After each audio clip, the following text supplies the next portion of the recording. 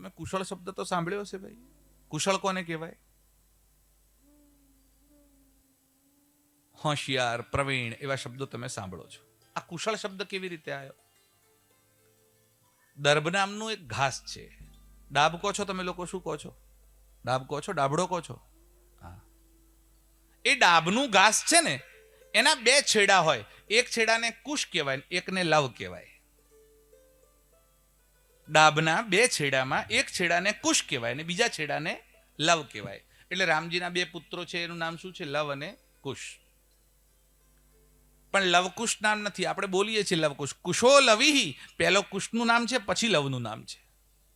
ખેર, બોલીએ એટલું ઘણું.